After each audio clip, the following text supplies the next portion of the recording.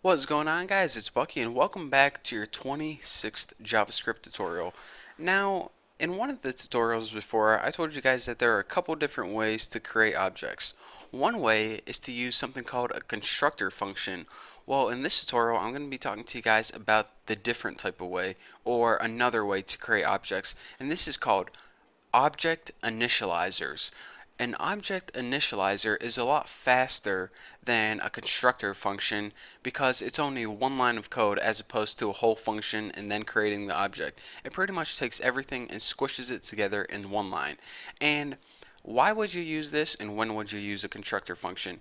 You would use this whenever you're creating basically only one or two objects of the same type. For example, if you're creating like 500 person objects, then you probably want to use a constructor function. But if you're just creating one Bucky object or a Bucky and a Taylor object, then this is fine. So for this example, it's probably a little more easier, and this is probably what you want to do when you're just starting out making objects. So let's go ahead and in our head, since we're just going to be creating our objects now, not typing anything out, let's go ahead and create our objects right now.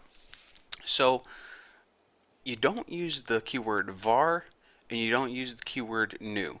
The only thing you need to do when making object initializers is type the name of whatever you want your object to be named.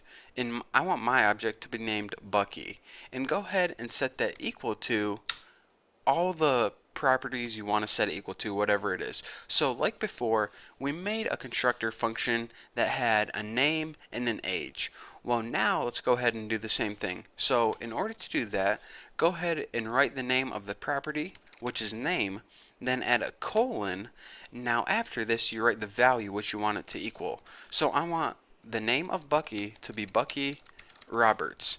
And now you say, alright, we want another property now. So in order to do that, just go ahead and separate it with a comma, and then go ahead and type in the name of the property, which is age, and set this equal to whatever value you want to be equal to, 24. So as you can see, instead of writing each property on a separate line with the constructor function, all you do now is separate your properties with a comma and go ahead and list the property, colon, value, property, colon, value. And I have two properties in here, but you can have 1,000 if you want. The only thing you have to remember is separate them all with a comma. Pretty cool, huh? So now let's go ahead and make another object. What the heck? What am I, Chinese? Just so we can see more clearly what's going on. So I'll go ahead and make that other Taylor object just like before, and sorry if I offended any Oriental people there, but one of the properties is name, and I would want this to be equal to Taylor Swift, and another property is age, so go ahead and add my comma, property age, and for the value is 20. So now we have two objects. Bucky's name is Bucky Roberts, Taylor's name is Taylor Swift, Bucky's age is 24, Taylor's age is 20. Easy enough. So now, just like before, the body can be the exact same. Anytime you want to use your object, it's no different than before. Just go ahead and write your object name, like Bucky, and then go ahead and write whatever property you want to use, like age, name, whatever. So let's go ahead and take a look at a quick example. Document.write, and go ahead and write like Bucky name loves Taylor name because she is Taylor age. Now let's see if I mixed anything up or messed it up or whatever. Bucky Roberts loves Taylor Swift because she is 20.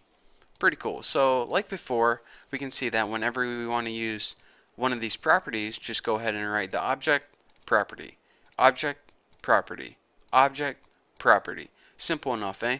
So now we see that we have two different ways we can make objects using object initializers, which are these, or using constructor functions. And like I said, if we had more than two people like Bucky, Taylor, John, Steven, Tony, Mikey, Maddie, we would have I mean, we won't have to, but it's probably better to use a constructor function. But now that we only have one or two objects, using an object initializer is fine. So that's when you would use object initializers as opposed to constructor functions. So for now, that's all I have for you. In the next tutorial, I don't know what I'm going to be talking about, but trust me, it's going to be awesome. So thank you guys for watching. Don't forget to subscribe. Don't forget to check out my website, yada yada yada, and I'll see you later.